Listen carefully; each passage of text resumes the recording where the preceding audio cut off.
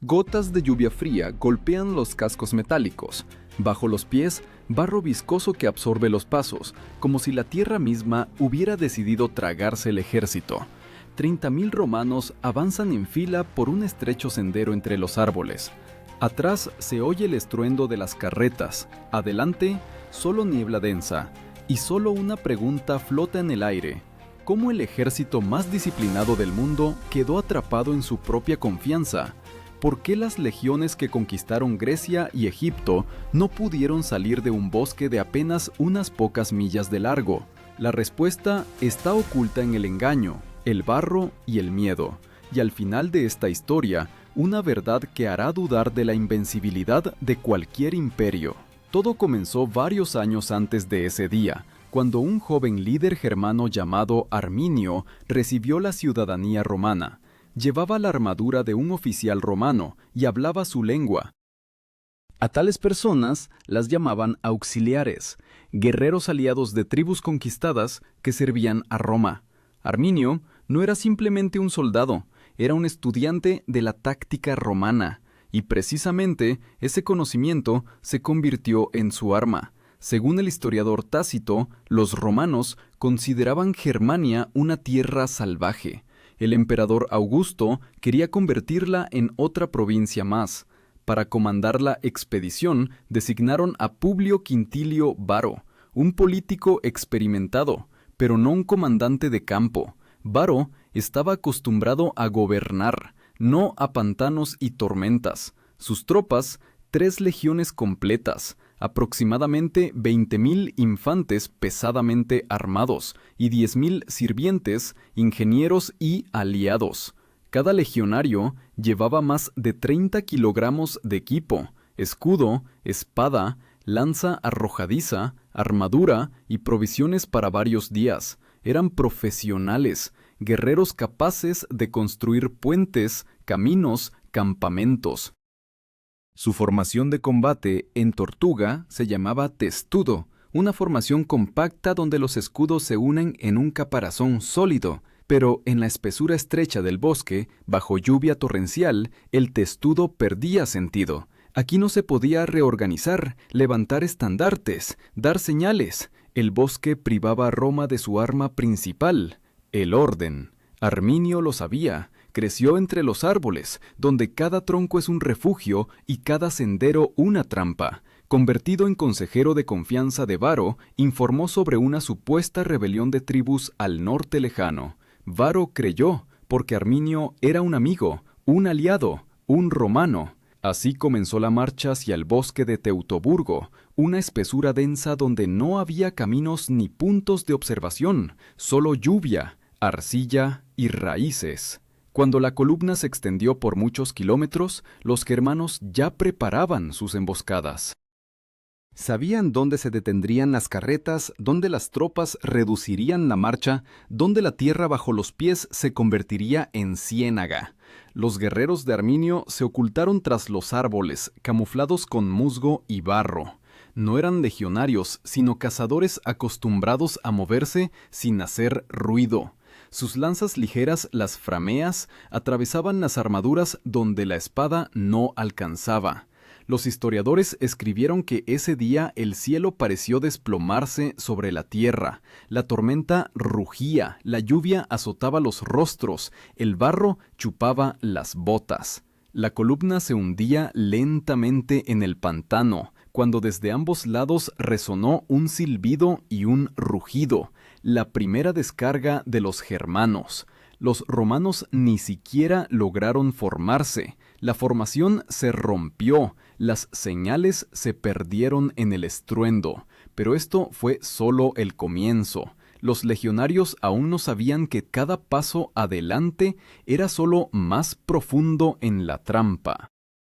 Adelante les esperaban 3 días de desesperación, donde cada arbusto podía convertirse en muerte y cada grito en una falsa señal de salvación. Precisamente aquí, en el corazón del bosque, desapareció la fe en la invencibilidad romana, paso a paso, bajo los golpes de la lluvia y las lanzas. Cuando Varo se dio cuenta de que los atacaban por todas partes, ya era demasiado tarde. Los legionarios, acostumbrados a caminos llanos y señales precisas, se encontraron en el caos donde el sonido de la trompeta se ahogaba en el viento y las órdenes no alcanzaban ni siquiera las filas más cercanas. Cada paso requería esfuerzo. El barro se agarraba a las botas, las carretas se atascaban, los baches rompían los ejes.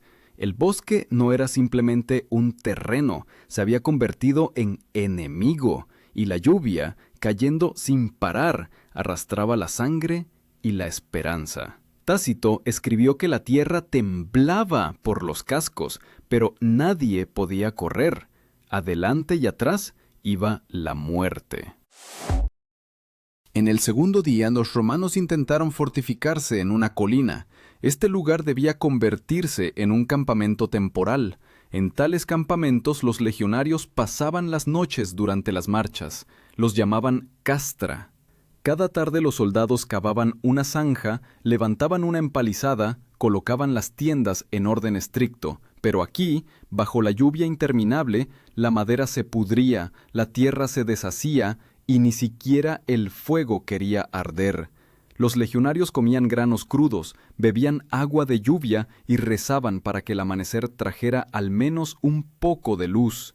Uno de los centuriones, comandantes de una centuria, intentó reunir la formación. El centurión es un oficial que ha recorrido el camino desde simple soldado, distinguido por la disciplina y el valor personal.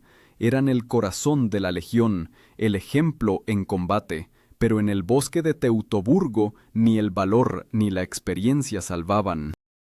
Los germanos golpeaban repentinamente, lanzamientos cortos, silencio rápido, nuevamente lanzamiento. Los legionarios no veían al enemigo, solo oían el silbido de las lanzas y el crujido de las ramas. Los historiadores señalan que los romanos sufrían no solo pérdidas de combate, sino también psicológicas. Cada persona se sentía aislada, como en una pesadilla donde no hay línea de frente, no hay mando, solo árboles y susurros. Incluso los estandartes, símbolos de las legiones, las águilas cubiertas de oro, ahora parecían inútiles. Uno de los estandartes cayó en el barro y los legionarios se lanzaron a salvarlo, arriesgando sus vidas. Para un romano, perder el águila era peor que la muerte. Se consideraba vergüenza ante los dioses y el emperador. Arminio observaba desde lejos. No se lanzaba al combate, no arriesgaba. Su fuerza estaba en el cálculo. Según los arqueólogos, los restos encontrados de fortificaciones germanas muestran que las emboscadas fueron cuidadosamente preparadas. Terraplenes, trampas, barreras de madera. Los germanos dirigían al enemigo hacia donde los romanos no podían usar sus formaciones. El testudo aquí se desmoronaba como arcilla bajo la lluvia. Cuando Varo intentó dar la vuelta, el camino ya estaba bloqueado. Los germanos seguían la columna, derribando árboles para cerrar definitivamente la trampa. Los legionarios comenzaron a arrojar el equipo pesado para al menos acelerar el movimiento, pero esto solo los dejaba desarmados. Los escudos se volvían inútiles por la humedad, las espadas se desafilaban contra piedras y barro. Con cada minuto la disciplina se disolvía, convirtiendo el ejército en multitud. Por la noche, el trueno y los relámpagos iluminaban los cuerpos de los caídos. Según diferentes estimaciones de historiadores, en los primeros 2 días murió hasta la mitad de las tropas. Quienes sobrevivieron temblaban de frío, picaduras de insectos y miedo. Todavía esperaban que por la mañana llegaran refuerzos, que la señal alcanzara los campamentos más cercanos, pero Germania estaba separada por pantanos y ni un solo mensajero romano pudo abrirse paso a través de la tormenta. En el tercer día, el bosque pareció detenerse. El silencio engañó a los legionarios. Pensaron que el enemigo había retrocedido, pero detrás de cada árbol ya estaban los germanos. Sus rostros estaban embarrados de arcilla para fundirse con la tierra. No gritaban. Cuando los primeros romanos avanzaron, las lanzas volaron nuevamente. Esta vez los golpes cayeron en el corazón mismo de la columna. Varo comprendió, no había salida. Entonces dio la última orden: abrirse paso a cualquier precio, pero la palabra precio ese día perdió sentido. Cada paso adelante significaba muerte, y cuanto más avanzaban, más profundo se hundían en el abismo, donde el hierro se ahogaba en el barro, y el valor en la desesperación. Y aún así los legionarios caminaban, porque no conocían otro camino que hacia adelante, y adelante ya se reunían nuevas fuerzas de Arminio, para terminar lo comenzado. A la mañana del tercer día la lluvia no cesó, sino que se intensificó. La niebla cubría todo alrededor. Un velo blanco convertía el bosque en un laberinto infinito, donde incluso el sonido de los pasos se perdía. Los legionarios se movían a ciegas, sin mapas, sin orientación. Las capas mojadas se pegaban al cuerpo, las armaduras rozaban los hombros, la respiración se convertía en vapor. Ya no parecían un ejército, más bien como sombras extraviadas entre los árboles. Pero Varo aún esperaba que adelante se encontrara un lugar abierto donde pudieran formarse y dar batalla. En algún lugar tras la niebla, Arminio daba órdenes a sus guerreros. Los dividió en pequeños destacamentos para rodear la columna. Estos destacamentos actuaban como cazadores de bestias grandes. No se lanzaban inmediatamente, sino que agotaban a la presa. Los germanos no tenían armaduras pesadas, pero conocían cada barranco, cada hondonada. Sus golpes eran cortos, precisos y fulminantes. Los legionarios intentaban defenderse con escudos, pero el barro arrastraba las manos hacia abajo y las espadas no podían balancearse en la estrechez.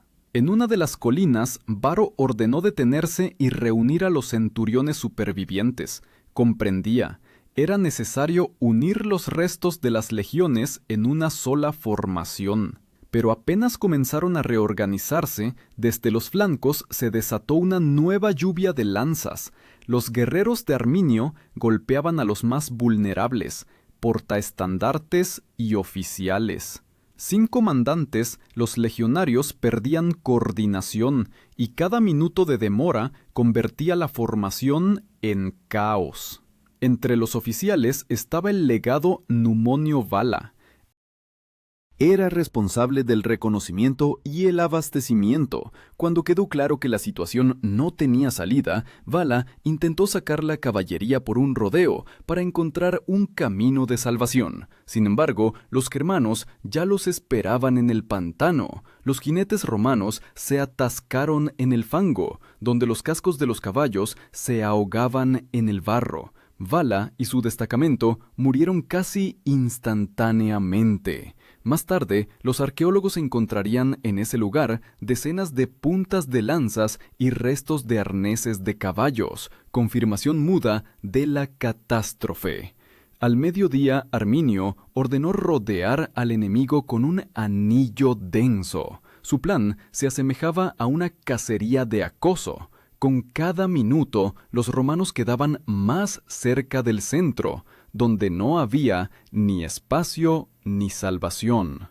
Los legionarios intentaron construir una fortificación con las carretas, como una fortaleza temporal, pero el bosque no lo permitía. Los árboles estorbaban, las ruedas se hundían en el barro, como si la naturaleza misma hubiera decidido ponerse del lado de los germanos. Uno de los soldados, que había perdido el casco, se apoyó en el escudo y miró hacia arriba. El cielo sobre él era gris, sin claridad. Ya no oía órdenes, solo gritos y chirridos de metal. Este caos, los romanos lo llamaban con la palabra furor, furia, locura, cuando el hombre lucha no por la victoria, sino simplemente por sobrevivir. El furor lo devoró todo. Según Tácito, Varo intentó preservar la dignidad de comandante. Sabía que si caía prisionero, no le esperaba la muerte, sino la vergüenza. Recordó el destino de otros comandantes militares capturados por bárbaros, a quienes exhibían públicamente. Por eso, cuando quedó claro que las legiones estaban destruidas, Varo tomó una decisión. Junto con los oficiales más cercanos, clavó la espada en el pecho. Fue un acto de último control en un mundo donde todo lo demás estaba perdido. Los germanos, al ver esto, no se detuvieron. Remataban a los supervivientes, remataban a los heridos, destruían los estandartes. Al atardecer del tercer día, casi todo el ejército fue aniquilado. Solo pequeños grupos pudieron abrirse paso y escapar, ocultándose en los pantanos. Los historiadores consideran que de 30.000 participantes de la expedición se salvaron no más de 1.000. El resto se quedó aquí, en la tierra empapada de lluvia y sangre. Y sobre esa tierra ya se elevaba el humo. Los germanos quemaban las carretas, desmantelaban las armaduras, tomaban las armas como trofeos.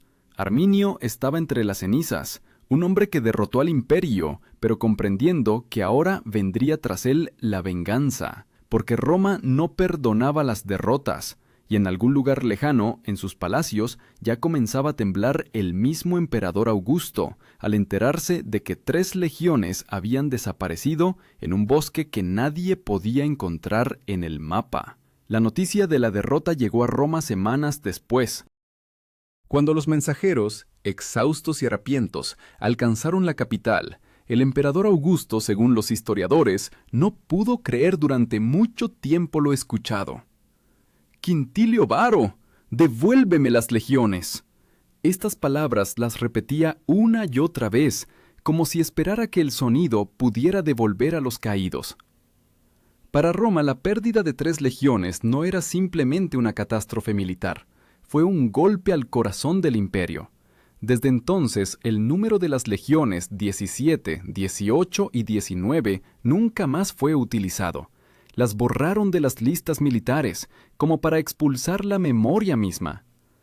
Pero mientras en Roma lloraban, en el bosque de Teutoburgo aún continuaba la matanza. Quienes quedaron vivos se reunían en grupos, intentando abrirse paso a través del anillo de germanos. Entre ellos había veteranos con decenas de campañas a sus espaldas, guerreros curtidos que habían pasado por la Galia y Siria. Su disciplina, pulida por años, no desapareció del todo. Todavía intentaban mantener la formación, una simple columna de decenas de hombres heridos. Uno de los supervivientes dijo después: «Caminábamos no para la victoria, caminábamos para morir juntos». En estos últimos combates destacaban especialmente los señaladores, los tubicines.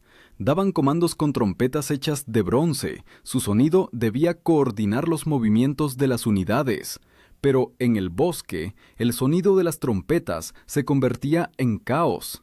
El eco se reflejaba en los árboles y los comandos sonaban como si vinieran de diferentes lados. Esto desconcertaba la formación, creando la ilusión de que el enemigo estaba por todas partes.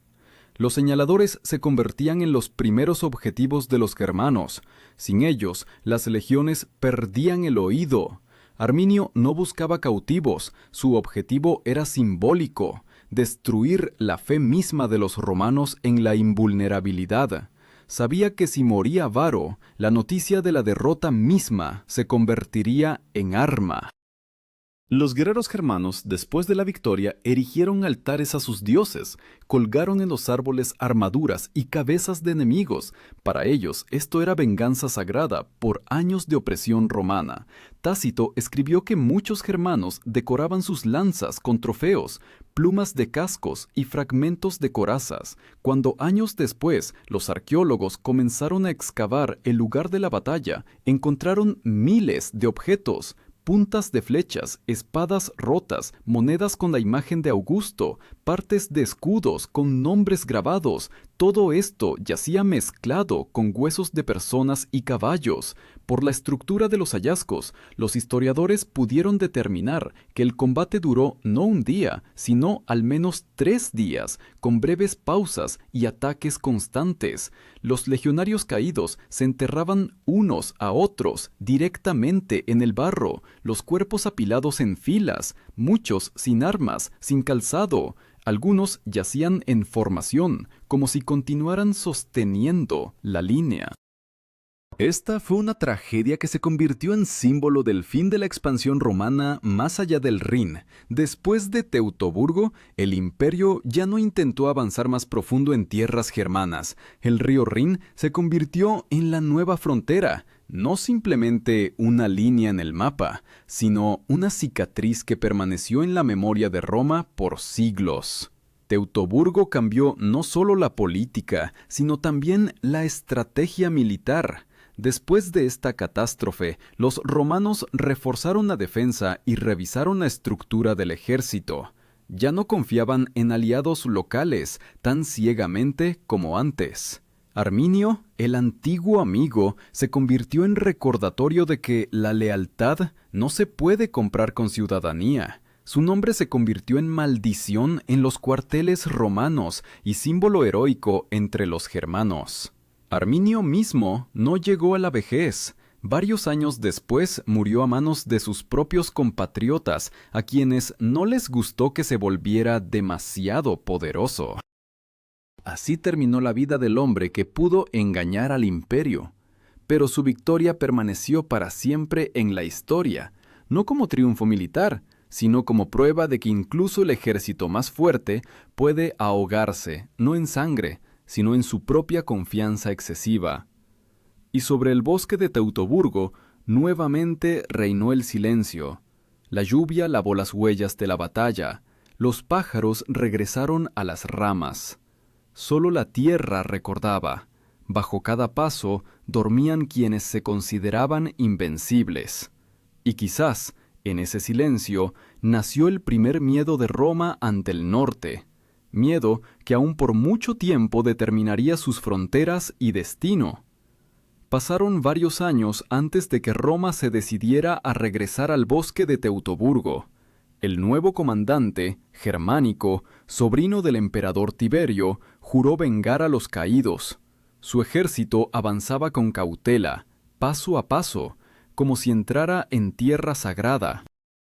Los legionarios llevaban no solo armas, sino también miedo, la memoria de quienes desaparecieron en ese sombrío mar de árboles. Cuando alcanzaron el lugar de la batalla, ante ellos se abrió un cuadro terrible. Según Tácito, los huesos estaban esparcidos por todas partes, cráneos blancos sobresaliendo de la tierra, restos de armaduras, huellas de fogatas. Esto no era un campo de batalla, era un cementerio de legiones. Germánico ordenó enterrar a los caídos con todos los honores militares. Para los romanos este era un deber sagrado. Recogían los restos distinguiendo por fragmentos de corazas y marcas en los cascos donde yacían las legiones de cada uno. Nadie lo decía en voz alta, pero todos comprendían. Enterraban no simplemente personas, sino la fe en la infalibilidad del imperio. En los lugares de las sepulturas colocaban piedras con inscripciones. Estas epigrafías más tarde las encontrarían los arqueólogos y por ellas quedaría claro cuán profundamente en la conciencia de los romanos se grabó esta tragedia. Para ese tiempo, el bosque había cambiado, los árboles crecieron más altos, la maleza cubrió los senderos, pero la tierra aún guardaba hierro y huesos. En las excavaciones del siglo XX, los arqueólogos encontraron monedas con el nombre de Augusto, fragmentos de armas y signos de las legiones. Todo indicaba que el combate se desarrolló en varios puntos en una sección de más de 15 kilómetros. Estos hallazgos confirmaron los relatos de los historiadores antiguos, mostrando que Teutoburgo no fue una batalla única, sino una serie de emboscadas extendidas en tiempo y espacio. Un papel importante en estas investigaciones lo desempeñaron los datos sobre el armamento romano. El legionario de aquel tiempo llevaba una armadura de malla, la lorica jamata, con un peso de unos 10 kilogramos, una espada corta gladius, una lanza arrojadiza pilum y un gran escudo rectangular, el scutum. Todo este equipo daba ventaja en llanuras abiertas, donde decidían la disciplina y el orden, pero en el bosque de Teutoburgo se convirtió en carga. Cada paso en el barro viscoso requería esfuerzos colosales, y las largas lanzas de los germanos herían fácilmente a los romanos desde arriba, desde detrás de los árboles. Germánico estudió cuidadosamente las posiciones del enemigo, notó terraplenes y barreras erigidas por los germanos de antemano. Estas fortificaciones, los arqueólogos las confirmarían más tarde, restos de paredes de madera y zanjas, construidas con prisa pero con sorprendente precisión. Esto demostraba que la emboscada no fue casual, sino una operación cuidadosamente planificada. Los germanos no simplemente usaron el bosque, lo convirtieron en arma. Junto con las excavaciones Germánico, encontró también cuerpos de oficiales romanos, reconocibles por las decoraciones y espadas. Entre ellos había centuriones, a quienes mataron, probablemente, ya después del combate. Los germanos los ofrecían en sacrificio a sus dioses. Estos sacrificios, según testimonio de Tácito, eran parte del ritual de victoria. Para los germanos, esto no era simplemente combate, sino venganza sagrada por años de humillación. Cuando todo terminó, Germánico ordenó erigir un túmulo y realizar un rito funerario. Los soldados permanecían en silencio bajo la lluvia, sosteniendo los cascos en las manos. Sus rostros eran severos, pero en los ojos brillaba determinación. De las cenizas de la derrota nacía nueva fuerza. Teutoburgo se convirtió para Roma no en el fin, sino en recordatorio de que incluso los guerreros más disciplinados son impotentes ante la naturaleza y la traición. Pero, precisamente, la memoria de la derrota hace vivo al imperio. Desde ese momento, Roma cambió su actitud hacia las fronteras. Reforzó los fuertes a lo largo del Rin, construyó caminos, creó campamentos permanentes. Germania ya no se consideraba objetivo de conquista, sino como muro tras el cual comenzaba otro mundo. Los historiadores consideran que precisamente la derrota de Varo fue el primer paso hacia la comprensión. El imperio no es infinito. Cuando Germánico abandonaba el bosque, dijo a sus oficiales: eran hombres, no dioses, pero hoy se convirtieron en leyenda. Estas palabras se convirtieron en epitafio de todos quienes murieron en Teutoburgo. Y quizás precisamente entonces Roma comprendió por primera vez que la verdadera fuerza no está en la victoria, sino en la capacidad de sobrevivir la derrota y seguir adelante. Pasaron décadas. El bosque de Teutoburgo ya no era simplemente un lugar geográfico, se había convertido en símbolo de frontera entre civilización y caos, entre orden y elemento natural. En los campamentos de entrenamiento de legionarios, los nombres de Varo y Arminio se pronunciaban en susurros, como recordatorio de que la confianza excesiva mata más rápido que la espada. Roma dejó de soñar con conquistas infinitas, y esta derrota se convirtió en el comienzo de una nueva era, la era de fortificaciones, ingeniería y cautela estratégica. Pronto, en el lugar de las antiguas batallas, crecieron fuertes. Por toda la línea del Rin y el Danubio, los romanos construyeron una cadena de fortificaciones conocidas como limes. Esta palabra significaba frontera, pero en la comprensión romana, el limes no era un muro, sino un organismo vivo, un sistema de caminos, torres y guarniciones conectados por señales y disciplina. El limes se convirtió en la respuesta del imperio a Teutoburgo. Si no se puede vencer el bosque, hay que dominarlo con piedra y orden. Con los años, la memoria de aquellos eventos se convirtió en leyenda. Los germanos contaban cómo los dioses enviaron una tormenta para arrastrar a los romanos al barro. En sus canciones, Arminio se convirtió en héroe, el libertador de Germania. Para Roma, en cambio, permaneció para siempre como traidor. Los historiadores, como Velleio Patérculo, escribieron sobre él con desprecio, llamándolo bárbaro astuto que traicionó a sus benefactores. Pero otros, incluido Tácito, reconocían: Arminio venció no con fuerza, sino con inteligencia. Convirtió el conocimiento de Roma contra la misma Roma. La arqueología del siglo XX solo intensificó la sensación de esta ironía. En los pantanos, donde una vez se ahogaron las legiones, fueron encontrados restos de caminos y puentes construidos por las manos de los mismos soldados que después fueron devorados por la tierra. Incluso después de 2000 años, el hierro y la madera guardaban huellas de la lucha, espadas dobladas, marcas de golpes, monedas soldadas por el óxido. Los científicos determinaron por la composición del metal que algunos objetos fueron forjados en la Galia, lo que significa que las legiones vinieron de lejos para morir aquí, en tierra que ni siquiera lograron conquistar. Las consecuencias de Teutoburgo fueron mucho más allá de la historia militar. Después de esta derrota, el emperador Augusto abandonó definitivamente los planes de expansión del imperio hacia el norte. Desde entonces, Roma se concentró en preservar las fronteras y la estabilidad interna. En sentido estratégico, esto salvó al imperio de la desintegración, pero en lo espiritual infligió una herida profunda. Por primera vez, los romanos comprendieron que el mundo, más allá de sus leyes, no se somete a su voluntad. Más tarde, en la Edad Media, este lugar nuevamente se cubrió de mitos. Se creía que las almas de los legionarios vagaban por el bosque en noches tormentosas, que sus armaduras resonaban con el viento. Y en el siglo XIX, cuando Alemania se unificó, elevaron a Arminio a héroe nacional, y en las colinas construyeron su estatua de más de 50 metros de altura. Así la historia nacida en el barro y el miedo se transformó en símbolo de orgullo y libertad. Pero ¿qué quedó para nosotros, personas modernas, en esta catástrofe antigua?